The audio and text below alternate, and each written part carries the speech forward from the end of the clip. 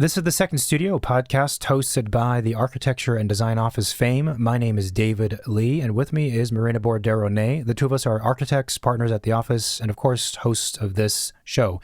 And today we're talking about the differences between an architect, interior designer, designer, and decorator, and what those different titles mean, and who you should hire, really, to do different scopes of work of architecture, interior design, et cetera, et cetera, et cetera.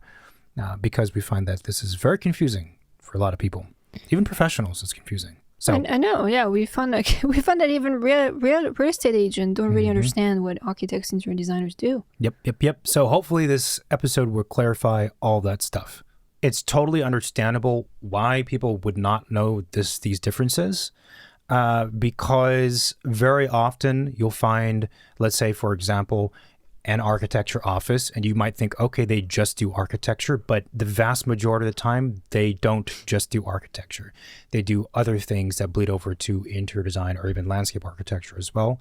The same thing for an interior design office. Most interior design offices, maybe not most, but a lot of them do work outside of the classical strict definition of what interior design involves. Right. And that's because it's not a straight science. Design is loose. And oftentimes clients also want you to do a bit more than what you were originally hired for. And in some instances, it's not that hard to just go kind of like beyond the boundaries.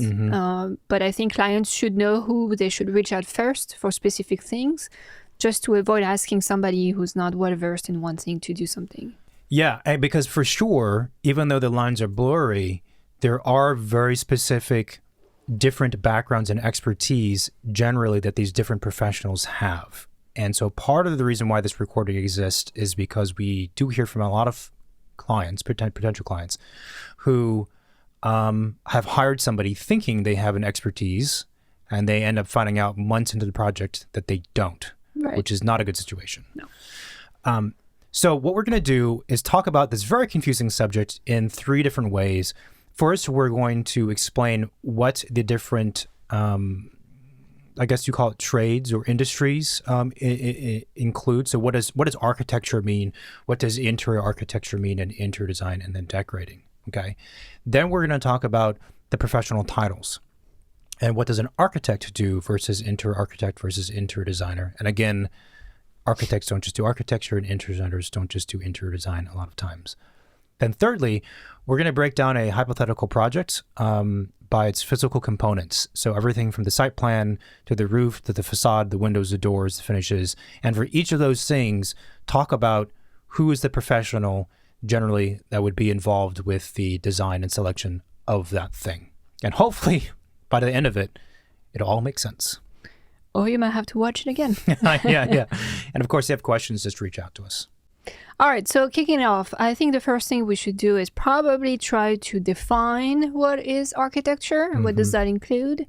What is interior architecture? What is interior design? What is decorating? Yep. Because all of this sounds confusing to me. Architecture, an easy way to think about it is it's everything that is permanently fixed to the home and part of the home, right? So obviously the structural aspects of the home, the studs, the steel framing, whatever's there, that's part of the architecture. The walls, the doors, the windows, the roof, all that architecture, right? Okay. Architecture can also include landscape structures that are fixed things like pergolas and outdoor kitchens and things like that. It might also, in some cases, the definition of things being permanently fixed to the home might also include the millwork, or AKA, let's say, cabinetry, that's in the house, right? The where it gets kind of confusing is there are certain items. So what about, you might be thinking, what about drapery? What about paint colors? And what about like seating cushions, part of the banquette? And what about chandeliers? Well, I mean, that's clearly not architecture. But it's fixed to the house. So, well, it's removable. If it's removable, it's not architecture. Bingo. So, but then you could say a window could be changed, so it's removable. But you kind of have to break the wall to take it out. It's not like you have a screwdriver and you remove it. So it's all the stuff that is permanently fixed to the house would be part of the architecture versus not. Like wallpaper is not really part of the architecture scope. Anything, yeah, I was going to say anything that you would need a contractor to do for you would probably be That's architecture. another way to look at it, yeah. Yeah. Versus, just you being a handyman or handy woman doing your wallpaper yourself. Yeah. And I think this is an important distinction because a lot of people think that architecture means exterior. No, it doesn't. Oh. Architecture means every single thing permanently fixed to the house, inside, outside, within the walls, all of that, right? It's not just an exterior thing. The second phrase is interior architecture, and this is quite frankly one of the most confusing ones of the set that we're describing.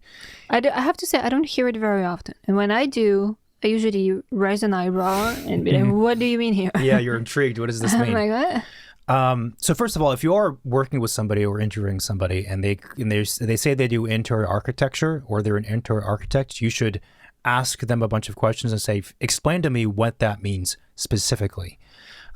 But what interior architecture really means, or what the reason why it's confusing, is that it's defined differently by different professionals for different projects, right? So I'll give you two of the common definitions that we come across and that we hear. The first is that it is just the interior portion of the architecture. Mm-hmm. So it said the doors, the walls, it's the skeleton of the interior of the house. Right, that's the first definition. And that way of describing interior architecture is often used when you have a project that has an interior designer paired with an architect. And they use the phrase interior architecture to decide to split up scope of work. So that would most likely be for a remodel, right? If you are doing a ground-up home, the architect doing the interior architecture would also most likely be doing the exterior architecture. Not necessarily. You wouldn't have an interior architect, and an interior designer. No, so this is another point as well, is that you would think because there's this phrase interior architecture, that there would also be interior architects, which there are. However, they are not common in the single-family residential space. Interior architects are much more common for commercial types of projects. So let's say offices, right? You'll find interior architects. But in single families, not so much. You just have interior designers and architects. But so back to the example. So you have a project, you have an interior designer, and you have an architect on the project, regardless of whether or not it's a remodel or a new construction, right? And they will often use the phrase interior architecture to say, okay, architects, you are doing the interior architecture, and I'm the interior designer. I'm doing the interior design. And what that means in that case is, again, going back to the skeleton idea, that the architect is producing the interior skeleton of the house and then giving that over to the interior designer to fill in with stuff. So what would that include? Obviously, floor plans, door locations of the floor plans, and the schematic or framework or skeleton of the interior elevations of the rooms for the interior designer to then fill in and populate with their scope of work, right? So in some cases, even the built-in, the cabinetry would not be considered part of the interior architecture scope, because that might be what the interior designer does, right? So if it's a kitchen and I'm an architect doing interior architecture, it could be that I just give them a blank elevation that has the overall dimensions of the room and maybe some rough idea of like where the window's going to go, or rough idea where the fridge is going to go. But all the rest of the details for that space goes to the interior designer. Now, the other way of defining interior architecture is that it is both the skeleton of the interiors, but it's also all the stuff that's fixed to it, including the cabinetry and the millwork, built-in seating. So it's the same definition as architecture, except that you don't have the exterior component. Yes, that's one way to think about it for sure. I have a feeling that again, I don't hear the term interior architecture often, and I think my guess is that this term came about maybe to talk about remodels that are extremely extensive. Like gut remodels where you're not touching the facades, but like you're completely redoing the interior, you're completely moving every wall, plumbing, like everything. You're changing the stair, you're doing some structural, right? It's not just the surface layer that gets redone, right? It's like the bones. Yep. It's like, if it's like massive surgery, Sure. It's like maybe architecture is like orthopedic. Okay. Right? Yeah, I'm sure. Okay. It's the bones, the skeleton, all of that stuff. I don't know. Yeah. And interior architecture. And interior architecture is like the bone of the thumb or something. Is just the tiny bones next to the big bones. So here's another example. If there's an interior scope project, right? As soon as we move a wall, technically we are now venturing into we have ventured into interior architecture. If we shift an opening location from here to 3 feet over, that's interior architecture. Obviously, though, there are a lot of interior designers who do that kind of stuff. And this highlights another point, which is that, someone could have the capacity to do interior architecture, but that capacity could vary greatly. Like having the ability or the expertise and the knowledge to shift a few walls around to make a space bigger or whatever is very different from designing the entire floor plan of a house, right? Those are very, very different things. And that's where I think clients get into trouble, because you have professionals who do mostly the surface level kind of work, like you were describing. And of course, they occasionally move a doorway, they move a wall. And so they say, I can do interior architecture. Then they hire that person to do way more than moving a few walls. And that's where trouble takes place. Yeah, and it just made me think of, sometimes you visit like homes and you can tell they had like 2 or 3 remodels. Yeah. Because things start to not make sense anymore. Yeah. Or like, let's say you're redoing an interior remodel of your house and you need to relocate a few windows or change their size, right? But if you only look at it from the inside, it doesn't mean it's going to make sense on the outside and on the facade, right? So you probably need someone to have enough experience to look at it both ways and make sure that it look good both ways. Absolutely. I do want to talk about the title of interior architect, because as I said before, that does exist, mostly not in the single family residential space, but it does exist. So what does it mean if someone's an interior architect? Well, truthfully, what it means is that they're an architect, a full-fledged licensed architect, the same license, the same exams, the same registration as any other architect. The only difference is that they have decided to focus their efforts on the interior aspects of buildings as opposed to anything else. That's the only difference. But they're an architect. So can an interior designer be an interior architect? Yes, if they are legally both interior designer and separately an architect, then yeah. But you can't just claim to be an interior architect because you do, in quotes, interior architecture. It doesn't work that way. I like thinking about that as, like, again, the medical field. Because I feel like there is some sort of, connection. Like an orthodontist studied dentistry. They just decided to specialize in orthodonty. Right. Okay. Right. And so like an architect studied the architecture. Like an architect studied architecture, decided to specialize in interior architecture. Right.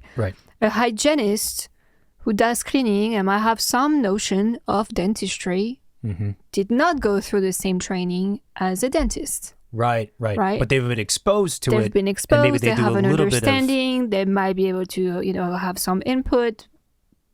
But, their training, their experience, and all of that good stuff, and is a little bit of a different level. Here's another reason why it's confusing, is that because there is this perception that architects mainly do the exterior of buildings. And a lot of architects, again, not so much in this residential space, but in other project types, they focus on the big gestures of the building, and they do a lot of exterior facade work, especially if we're talking about mid-rise or high-rises, right? High-rises is basically, well, not basically, but it's a lot of facade work, right?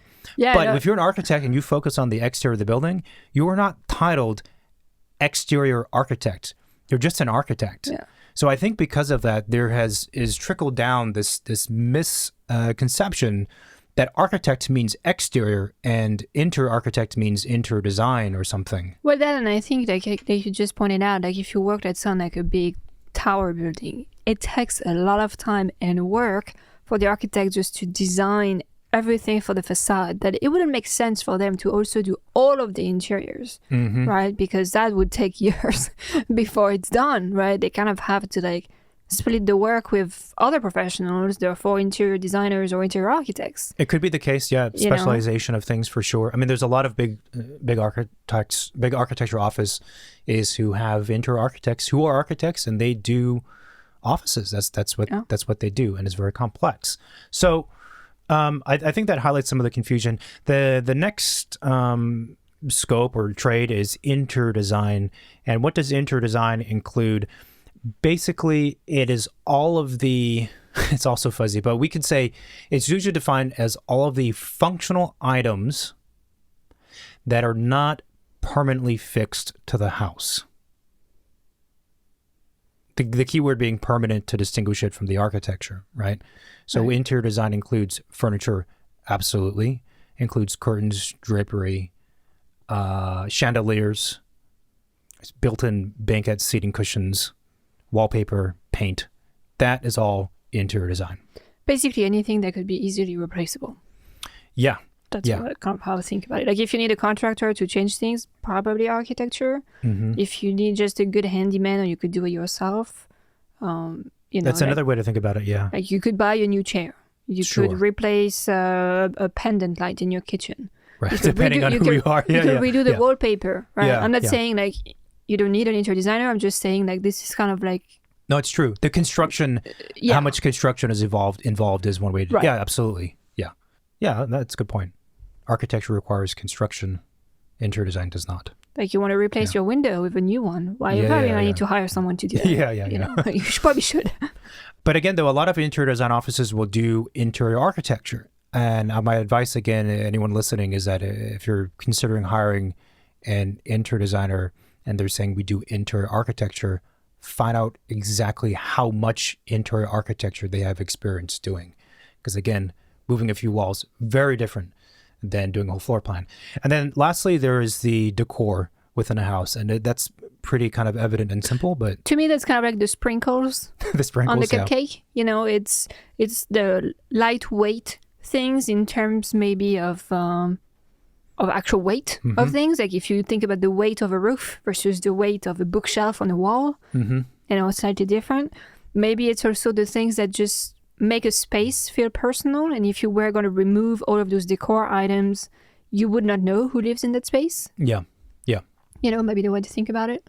That's true. I was thinking about it as decor are the loose items that don't have a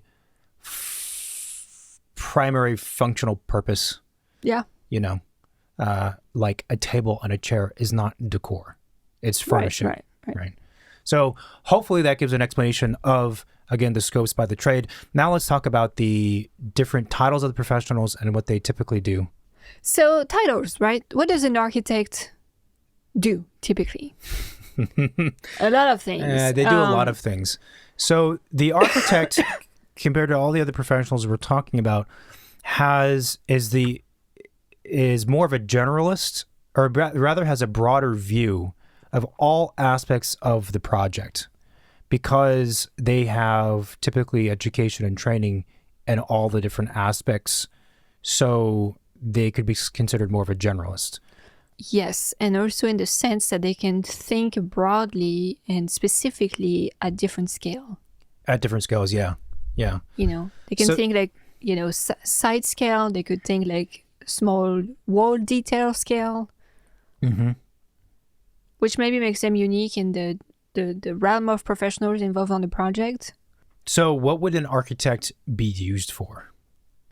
An architect would be used for site planning, which we'll describe in greater detail in a bit. But site planning, they would design the architecture. Again, that's everything that's permanently fixed and part of the house. That includes the facade, definitely.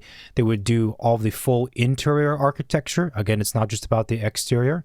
Obviously, floor plans of the entire house that we're kind of talking about.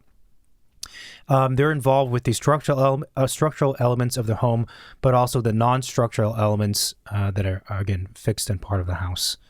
And they might also be involved with the interior finishes of the house. Yeah. So in the same way that they would obviously design and specify and detail the exterior facade and the finishes of the exterior facade, they do that for the inside also.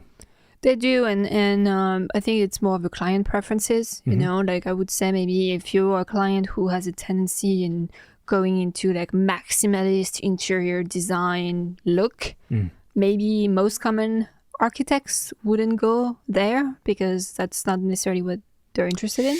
Yeah, so this is a really good point. So obviously there are architects who do like full-fledged interior design, right? And so I think for clients, it's kind of like, well, how do I know if I should use an architect for interior design, you know, aside from the reputation, portfolio, and references and all that stuff?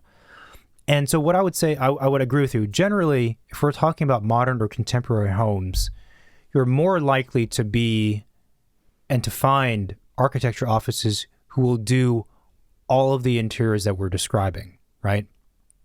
Because architects tend to see structures and buildings and living spaces and working spaces a certain way. And that line between interior design and architecture is much less important and basically does not exist in a lot of contemporary or modern homes. It's all one in the same thing. And I do think, as you've kind of alluded to, that you said maximalist, or I would say more classical or traditional styles of homes, that you are less likely to find an architecture office who will do full-fledged interiors. So here's a specific example. Architects generally are not huge fans of wallpaper, right? And seriously though, architects like real materials because we are trained to understand the value, the integrity, and the philosophy behind these different materials. Like stone means something, metal means something. And we like to generally honor the materials and use them for their inherent qualities. We don't just throw stuff on a wall because it looks good, right? And that's where, I'm not saying wallpaper is bad, but that's where a lot of architects don't like wallpaper and they shy away from it because it's a superficial application just for appearances, and architects don't think that way generally. Well, because again, you think about the thing as a whole, right? And not as like separate layers. Yes. You know, like even an architect designing a kitchen, the kitchen would most likely be very much part of the interior architecture rather than maybe being a kitchen that you could find in any other house, right? Like it's much more about, again, blurring the lines between the interior design and architecture than thinking about them as two different entities. Yeah, and I think a lot of times another difference is that interior designers tend to approach a room as a blank white box, and we can do anything in that white box, right? And architects think of it more of it being in relation to the greater room or the greater flow and the architecture that it's a part of. And the white box approach might work pretty well for an apartment. Well, a powder room is a very good example, right? A powder room is one of those spaces typically where it's much more interior design focused because it is oftentimes just a four-wall enclosed box. It has no spatial relationship to anything else, right? Versus like a great room. A great room is, draw the line between interior architecture and interior design. You can't. Okay, so what would you not use an architect for generally? I would not use an architect for furnishing and for decor. I mean, you could ask their input on furnishing because, again, if they've done the interior design of, like, let's say your kitchen and your bathroom, they might have some inclination as to, like, well, you know, what size table would best fit the space, or like what style table would best fit the architecture, right? But, you know, if you're asking them to pick like what pillow and throw blanket should go on your sofa, no. To specify and source like the exact stools and the custom leather and all that stuff, like that's not what an architect does. I think they can give input to the client, you know, but I don't think you should use them to like do the full like house, you know, furnishing and decorating. Yeah, no. Unless that's one of their services, then that means they have expertise and interest in doing that. Yeah, but not most of them. So the other profession I want to talk about real quick is the structural engineer, because I think a lot of folks believe that architects do engineering, which we absolutely do not do engineering. So a structural engineer, they're the person to design the structure of the home. The structure meaning the physical components that exist to hold up the home, right? Structure. the structure. And there are other elements that are fixed, that are permanent, that are sturdy and thick and heavy, that are non-structural. So, but an engineer is the one that's responsible for designing the structure. The architect does not do that.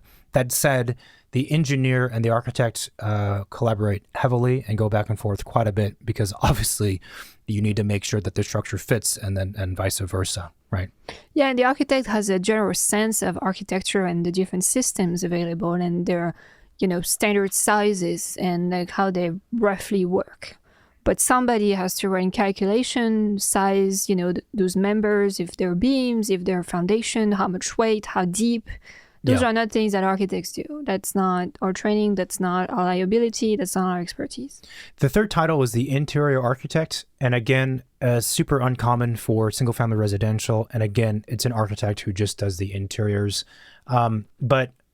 So if someone is an interior architecture office, I don't know even who would be for residences, but you would not use them for any exterior site planning work or massing.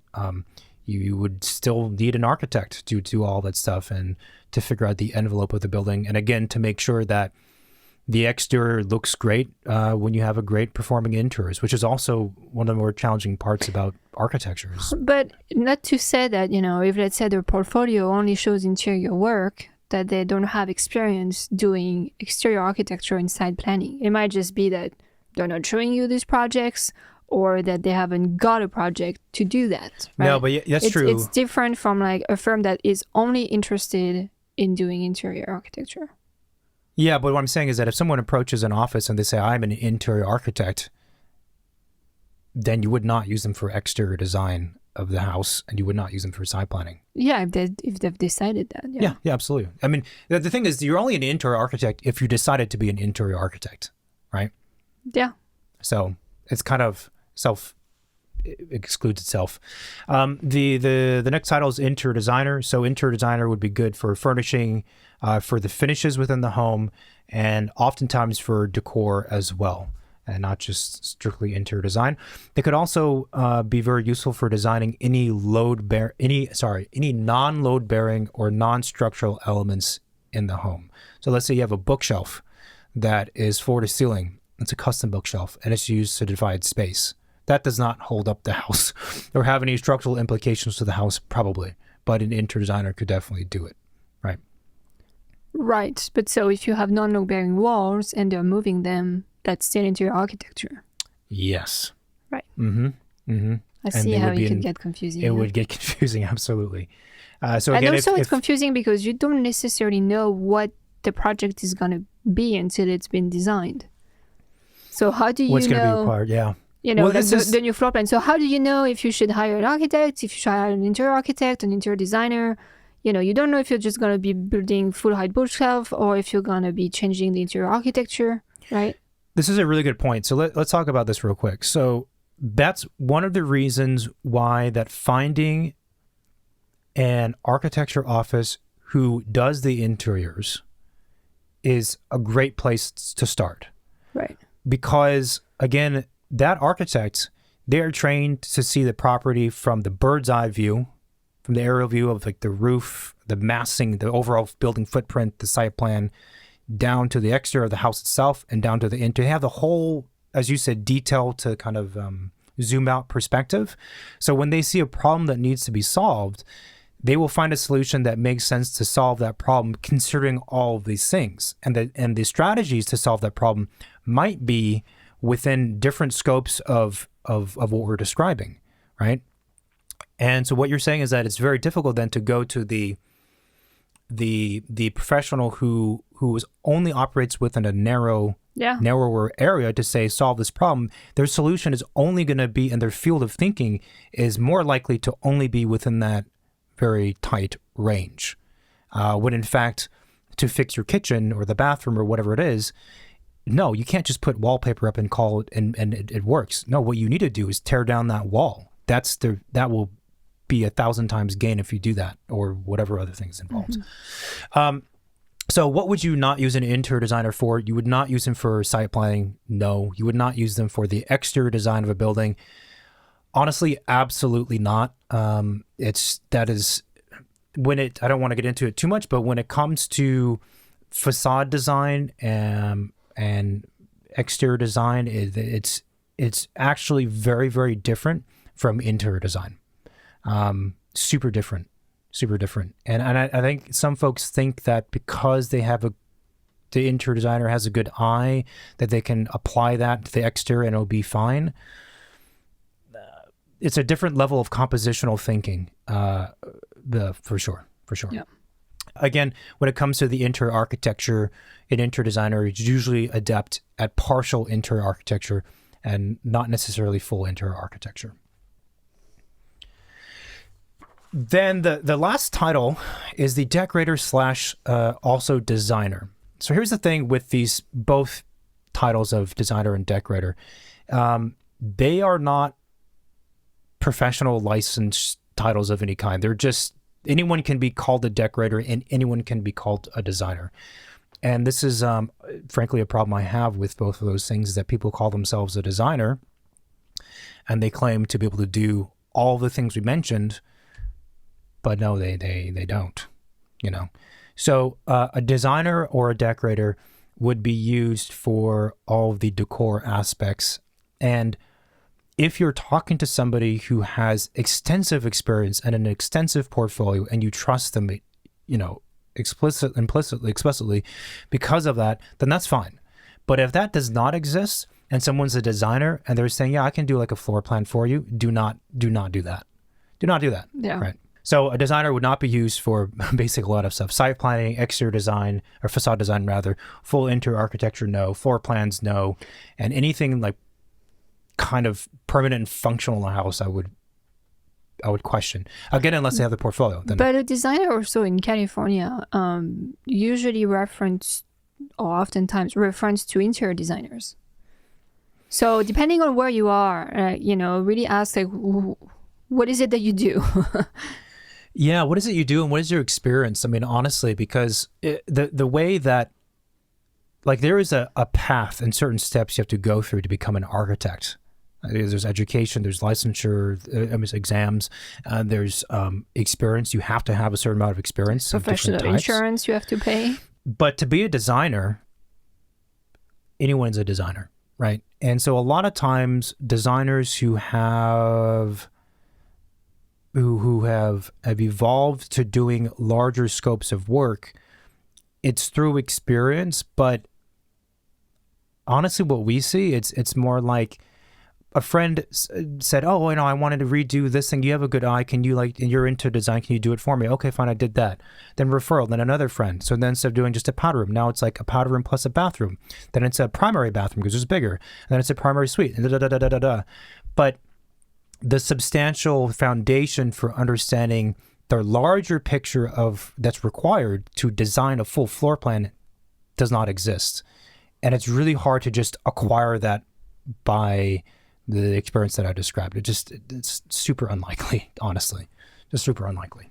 So the next thing is to kind of look at a fiction project, mm-hmm. right? And kind of like look at every single element that goes into making this project real. Mm-hmm. And kind of see like who would usually have input or say or come up with even like the specification or their design and all of those things. Yeah. To kind of understand out of all of the professionals we mentioned, like who kind of does what. Yeah. Again, this is to take with a grain of salt in some instances because it's not that linear, mm-hmm. and it's oftentimes a collaborative process more than not. Yep. So there is not just one say, but let's give it a shot.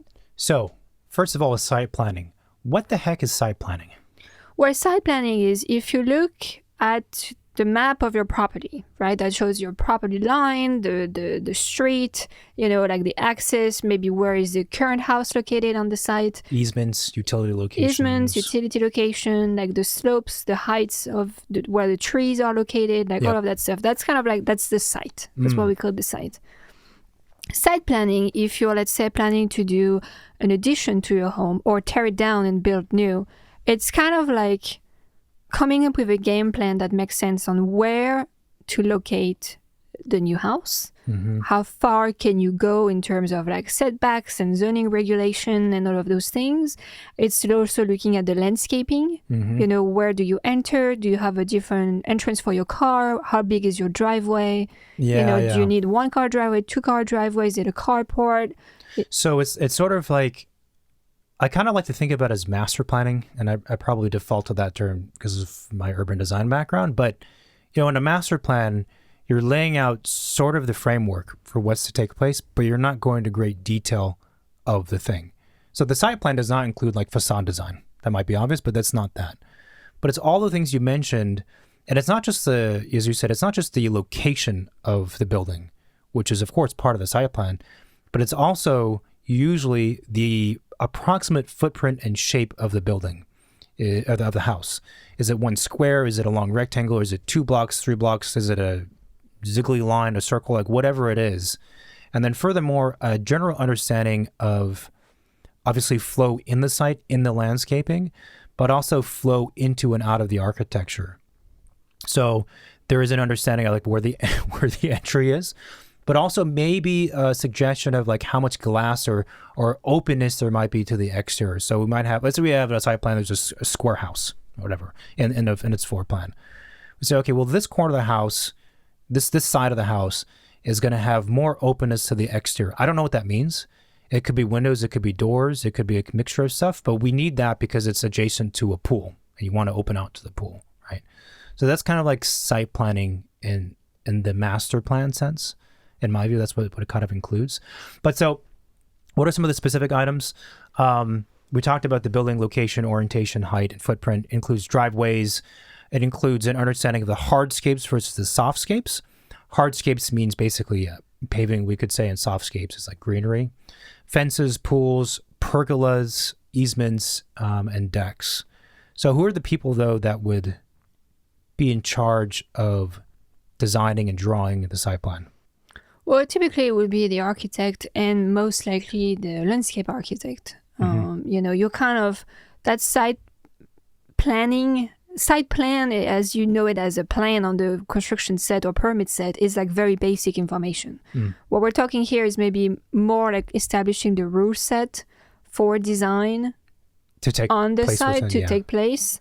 It's sort of actually it's the same thing as earlier in the recording we were talking about when you have an interior designer and an architect working, and let's say they're doing a gut remodel, and the architect provides the interior designer the basic elevations for a kitchen, right? The skeleton of the kitchen, and the interior designer fills it in with their stuff. It's sort of the same thing, right? The site plan is just the skeleton of the project from that bird's eye view. Right. I mean, it's kind of like the common, if you imagine there is a landscape architect who has to design the front yard, the backyard, and like maybe some, landscape features in the site, right?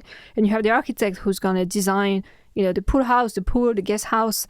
Well, they kind of need a common scheme, a common base, a common agreement to start. Okay, right? sure, They kind of need to know, like, okay, well, how big are you thinking the house is going to be? Okay, which way is it going to be facing? Well, it's going to be facing south. Okay, well, I think we should have some bushes on that line. Oh, yeah, but wait a minute. That's going to obstruct the view to the pool. Okay, well, let's tweak it around, right? It's kind of like, I think, the initial,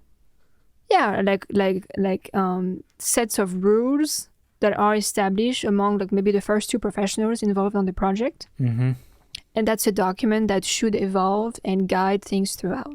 The site plan. Yeah. And real quick, also the question of, okay, who designs the pergolas and the outdoor kitchens, like themselves in greater detail? And it could be the architect, it could be the landscape architect. I don't know if it'd be an interior designer, but it could be those other 2 for sure. Yeah, so and it depends the scope of work. It depends. Is the pergola close to the house? Well, then maybe, it should be part of the architecture. Yeah. If it's a remote structure, or if the project is only a landscape scope, then the landscape architect is going to do it. Or it might be just a collaborative effort in doing it. So the next layer to the project that I want to talk about are the structural elements, which are also known as load-bearing elements in a home. So we often hear people refer to things as structural when they're not. And again, the distinction being that structural stuff in the house Those are the items that physically support and hold up the home. Yeah, so, let's say the wall at your bedroom closet, it's probably not structural. Yeah. Most likely not, right? When we talk about load-bearing wall, it's really, again, the bones that keep the house up. Yeah. And if you were to remove it, the house would just collapse on itself. Yeah, I mean, the easy thing is to call it a skeleton, which not to be confused with the use of the word skeleton earlier in this recording, which was to describe it's a bone. Kind of the framework. Yeah. Bearing wall are like a big bone, right? In your skeleton, there is the teeny tiny bones, and there is like the big ones. Okay. So the bearing walls are like your spine. Gotcha. Like your hip bone, your femur. Like those are the bones that you need. Your nose and the cartilage are like partition walls or something. Exactly. Sure. So you could technically remove it. Like you don't really need all of that ear stuff. Yeah. You can't remove your spine, otherwise you're dead. So who is responsible for that portion of the project? It is both the engineer and the architect. The engineer is responsible for designing it, meaning they specify the size and location and the type, and they run calculations and And the architect is involved with that. And again, they primarily work together to make sure that, so for example, we have the space, we have a big beam. Structural engineer says, okay, if you want to span this far and have this much glass, you got to have a beam that's this dimension. The architect comes back and says, okay, well, we can't have that because it doesn't fit inside of this wall within the architecture that we're creating. So we have to have some kind of conversation about how to solve this. The span gets smaller, the beam therefore smaller, or whatever else takes place. That's the kind of back and forth that happens. And that back and forth is usually referred to as coordination. Yep. Right? It means like we have to coordinate our efforts and our moves toward like one way to make it work. Yeah. That's kind of it. And the interior designer is typically not involved with this kind of structural stuff for the first reason that they don't have the background in it. Like architects typically in their education, they learn about structure. So they're not engineers again, but they have a knowledge of it. So there's the ability to converse with engineers and problem solve with them. Interior designers have less expertise in that. But if let's say you have like an architect, an interior designer, and a structural engineer on board on a project, most likely the architect is going to be the person coordinating with the structural engineer. And if the architects see that there is anything that would impact the interior design scheme of the interior designer, then they would let them know, and maybe there would be a bit more coordination, right? Well, so here's a question then that people might be wondering. Why can't I just have an interior designer, engineer, and contractor, and no architect if my project is obviously of a certain scale, and I don't need an architect for permits? I mean, everything's possible, right? You can. I don't think the structural engineer would necessarily know how to explain things to an interior designer who does not have some of that technical knowledge. And I'm not sure that the interior designer would be able to think of options or alternative problem solving with the structural engineer to make it work. So you're kind of relying on the structural engineer to do most of the heavy lifting, or on the contractor to step in to do that part of the heavy lifting and coordination. Which they will not want to do. I can tell you right now, contractors don't want to be involved with that. But interior designers, I don't think they're interested in having to deal with structural matters. Like it's not fun because it's really just technical headaches. You know? So that's another difference between interior designers and architects is the technical aspects. When you start getting into like framing issues and mechanical issues and architectural lighting issues and all that stuff, it's a different territory. Even as architects, like we're trying to think about things in 3D and X-ray visions and seeing through the wall and projecting things in our head. But once you start dealing with structural members on top of mechanical equipments, there is a lot of things that you need to imagine working together. And I'm just thinking, on one project I worked on, which was a big 18-story tower, right? Where you're trying to coordinate like what happens in the ceilings, the thing that you don't see above your finished ceilings. And it's extremely complicated in some instances because of the size of the beams and how many ducts need to run and the finished ceiling clearance that you want to keep at a certain height, right? So you have to just brainstorm and problem. It's really just problem solving. Yeah. It's like a giant puzzle with a zillion different shaped pieces that you have to problem solve. Yeah, it's a form of design because you have to be creative, but it's not design on the pretty sense of it. But oftentimes also those technical problem solving design, whatever you described, impact the surface layer of design. Yeah. Right? Because it impacts how big the room is or the ceiling height or whatever it might be.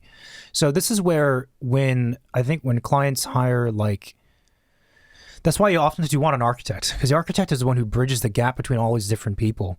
And when you have the team that's composed of, as I said before, the interior designer, the engineer, and the contractor, who are all specialists, more so than the architect, you end up getting to construction, there's like weird stuff that happens because someone didn't have the foresight to see it. So that's that. The next few elements are pretty easy to knock out. So who does the roof? The framing is designed by the structural engineer. The finishes, if it's like, shingle, asphalt, concrete, wood, metal, or whatever you want, the architect would be the one selecting that. Exterior facade is the architect. Windows and doors. Doors and windows, those should be selected by the architect, to make sure that it works with the facade design, right? But there is also a lot of technical and performance requirements that you have to make sure you follow if you were even just going to replace your windows and your exterior doors. And it's not the fun stuff, like the U value and like the frames and like the thickness of the glass and all of that stuff. So just use your architect for that. Well, the thing too is also with doors and windows, like folks might be wondering, well, can't I rely on the contractor for that information and then use my designer or interior designer or whatever title that's not an architect to provide me the aesthetic feedback? And the answer is yes, but again, you're kind of, I'm trying to think of an example. It's similar to what we were describing with the structural elements of the home. You're kind of cobbling together the team, but the person that really should be at the center of the conversation, you're missing. And that becomes difficult. Because of course, doors and windows too, you have to think about headers, you have to think about structure, you have to think about framing. So that's that. And then next is floor plans. So floor plans of an entire house, not just a little segment. Who would do floor plans? An architect for sure. Interior architect, yes. And again, interior designer, typically no. Not for an entire floor plan. Of course, if they're in an interior design office and they do interior architecture legitimately, then of course, then yeah. Mechanical system in the house. Mechanical system, like the location and layout. Well, mechanical system, I mean, if it's simple enough, like an AC plan, that would be shown in like the RCP plan. The architect would be the one doing it. If it's a more intricate system and a bigger house, you most likely will have a mechanical engineer on board. Who coordinates with the architect the same way as the structural engineer does. Who would come up with the size, the specification of the AC units, the size of the ducts, the best layout, and all of that stuff. Yeah. And then interior designer, mechanical systems, typically not if we're talking about throughout the entire project. No. No, they wouldn't do any specification. I mean, even you think maybe they would have some input as to like the face of the grills that's used on the wall because that's the thing that you see, but that's it. And then there are the walls within the project. Obviously, they're associated with the floor plan. So wall locations and types would be by the architect, interior architect, and especially if they are structural walls, then the engineer would be involved in that conversation as well. And just so people know, non-structural walls are often called partitions or non-load bearing. So if you hear those phrases, that's what that means. And then what about the finishes of the walls? Interior walls. Inside? The architect might be involved. The interior designer, yes. The interior architect, yes. Yeah, pretty much it varies from project to project. Again, maybe on the style of the house. Millwork and built-in items, such as cabinetry or seatings and things like that, the design and specification. Kitchen islands would be part of that as well. Kitchen countertops, all that kind of stuff. Varies from project to project. Again, I think if it's a more contemporary home, the architect's probably more likely to be just taking care of all of that. Certainly in interior designers and a lot of interior design offices do that work as well. I would say though, that the way that they approach that scope of work and their documentation and their process is generally very different. Can you expand on that? Between an architect and an interior designer in a lot of cases. For millwork? Yeah. Like what? Most often, if an architecture office is doing that scope of work, you will see fairly thorough construction drawings for those items, for the kitchen, let's say. A lot of times, interior design offices, not always, but a lot of times their drawings are much more schematic, and it's more like I'm referencing other things that have been done that look like what I want, and I'm going to loosely sketch it out and then give it to the contractor, and he's going to build it. Well, I think it comes back from the training. Architects, we do details of like wall section, window detail, floor transition, roof, and so on. So we're used to do like very heavy, complicated, detailed drawings. For the type of work that interior designers do, which is mostly on the surface of things, they don't really need to do that. Yeah. And the most they would is like, for built-ins. Yeah. Which... But even a lot of times it's schematics, very schematic level of documentation. Yeah, because, and oftentimes too, I think they work directly with like the cabinet maker or the contractor to kind of figure out and refine details as the construction happens. So I don't know that's worth, but just be aware there's a different kind of approach, generally speaking, between the professionals. Architectural lighting. So architectural lighting, well, what is architectural lighting? Architectural lighting is kind of like the ambient... invisible lighting, right? The things that are not decorative lighting, the things that don't stand out to be a feature, right? Yeah, that would be the themselves architectural are the feature, right. So recessed ceiling lighting is architectural lighting, right? Yeah, cove lights, or like if you have lights in the stairs, for example, lighting up steps, that would be architectural lighting too. Lights that's part of the architecture. And typically the architect is the one, or the lighting designer, if you have a lighting designer, the architect is the one who is responsible for that scope, unless the interior designer. Of course, there might be conversations, but that's generally... usually there are different. Again, it's not fun. So I feel like interior designers are lucky in the sense that they tend to focus on the fun stuff. Sure. And the architect, not so much. Whereas we have decorative lighting, which again is lighting that is meant to be a feature, like a pendant, a wall sconce, a lamp, a chandelier. And those would typically be in the interior designer's purview and not the architect's. Yeah. And then next is the lighting plan. Yeah, the lighting plan, well, it comes back to who is in charge of doing the lighting selection and layout, right? So if you don't have a lighting designer on board, the architect's probably going to do what we call RCP, which is reflected ceiling plan, which basically shows the layout of like everything that's in your ceiling that you see on the finished ceiling, not things that are behind. That's a different plan. If you have a lighting designer, they would be the one doing the plan. The lighting plan is not just the location of the lights, but also which switches control those lights. It shows switch location, it shows wiring, it shows the type of switches, if it's on dimmer, if it's a motion sensor, it shows sprinkler, it shows even, like sometimes the lighting is combined with the electrical plan.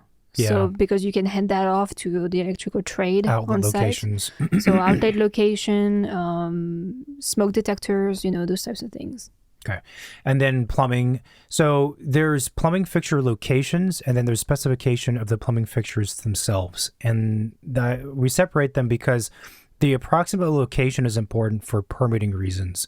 So it's more the case that an architect will be open to helping you locate where it should go, because it's where the sink should go, because this is where the island is, and whatever. Architects are generally less involved with the specification of the plumbing fixture itself. A lot of times they'll either let the client do it or the interior designer will do it. Well, it depends. If they were hired to design the kitchen or the bathroom, then they most likely will select which one and say exactly where it's supposed to go. And what about equipment?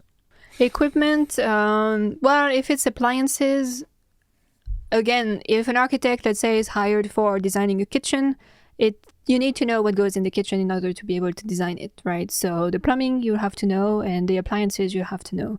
So you can advise the clients as to which one they should select, which one they should buy. We've seen clients buying their appliances on their own, just going to showrooms, speaking with a rep, yeah, getting but that's advice. a cheap way of doing it. I mean, that's not. You do that if anyone who's doing like a custom home, you don't do that kind of stuff. You let the professional present you options that make sense, because the professional knows, all the stuff that needs to be considered. Okay, the next thing is furniture. So as we mentioned before, the architect would most likely not be the one selecting furniture. Neither is the interior architect. You're most likely going to have to work with an interior designer or even a decorator, which, depends if they're well versed in doing that. And then lastly is decor. Pretty straightforward. Architect, no. Interior architect, no. Interior designers often do decorating as well. And obviously an interior decorator would do decor. All right, so maybe let's do like a quick summary, because this was a pretty dense conversation. Yeah, so the conclusion is that you're going to have to listen to this again. It all varies depending on the situation, but the big takeaway is that for certain scopes of work, it's very easy for anybody to claim that they do it, or rather that they're experts at doing it when they might not be. In particular, interior architecture and some aspects of interior design and a lot of things. So if you're a client looking and you're talking to different professionals, like ask them to explain this stuff. Generally though, when we move from the professions of architecture to interior design, and then designer and decorator, the big difference is that the knowledge of site planning, the knowledge of structural stuff and mechanical stuff, and the overall knowledge, bigger vision picture of projects lessens as you go further on that spectrum, right? So that's one way to think about who you'd want to speak with depending on your scope of work. Yeah, and I think it comes back to, again, asking people like what they do exactly. Maybe even the first thing is just to sit down and think about what you think you might need. Oftentimes I think clients kind of jump the gun and go to that one first person they can think of, rather than just kind of sitting down, assessing what they're trying to do, and maybe try to think who might be the best fit for that, or who it would make sense to ask that. There is also a tendency sometimes in like rushing into hiring that first person, when I think it wouldn't hurt maybe, for people to like ask an architect, ask an interior designer, ask a decorator, and see maybe like what each of these three people tells you about your project. If you're in the way that you really don't know where to start or what they do, Yeah, and this topic I think is helpful, and the situations where this is confusing is when you're doing an unclear scope, like a remodel in particular, because remodels tend to grow in scope. They almost always grow in scope, and the scope is very squishy and confusing, and so you don't quite know who you're going to need. So I do think it's a good idea to talk to different professionals at the very least. I mean, if you're doing a ground up house and you're spending a lot of money, then you need the full team. There's no question about it, and they will sort out who's doing what and how their responsibilities are being split up. I would say in general that I would not suggest using an strictly interior design office, or a designer or a decorator to do the full floor plan or layout of a house, and definitely not the exterior design, and definitely not the site planning. I would also say that in general, I would not recommend using a strictly architecture office to do any of the furnishing, any of the decor, and potentially the interior design, but that varies greatly from office to office. The thing is, the reason why it's sometimes easier or safer to use an architecture office to do some interior design as opposed to the opposite is, again, because the architect has that vision that's from small to big. And if you have a floor plan and a house, say specifically a floor plan that has good flow and good spaces, that kind of matters the most, right? if you have a house that's a bad floor plan, no amount of dressing things up is going to fix it. It just won't. So hopefully that makes sense. Yeah.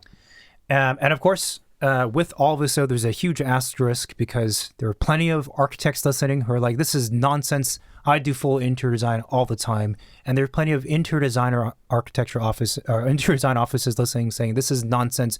We do full interior architecture and we're great at it. And that's definitely the case.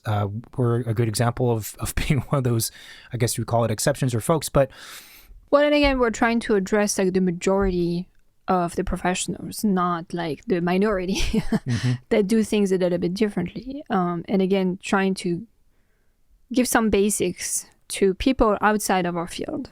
Yeah, and I think another explanation of why the exceptions exist, it has to do with the scale and how long that office has been around. So, for example, smaller architecture offices who are younger oftentimes do more interiors work because those projects have lesser budgets. They're easier to get in that sense. So a lot of architects, when they start off, they do interiors kind of things. It also depends on where you're located.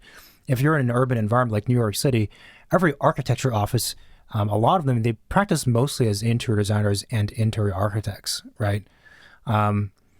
And similarly, if you're there's an interior design office, but they have dedicated, fully licensed, like true architects in their space. And again, just having a conversation with people. What you see on their website and online isn't necessarily clear, or it's not necessarily like what they do or what they've done even. All right. Thank you, everybody, for listening to this episode. If you like the show, please leave us a review on Apple Podcasts, Spotify, YouTube, anywhere you can find us. We also have the website, secondstudiopod.com, where all of the episodes are on there. We're on social media, Facebook, Twitter, and Instagram. And we have the hotline, 213-222-6950, that you can text or leave a voicemail. If you like this recording, please share it around, pass it to your friends, your colleague, your students, your kids, whoever might be interested in listening. And more to come your way. So stay tuned. Great. Thanks. Bye. Bye-bye.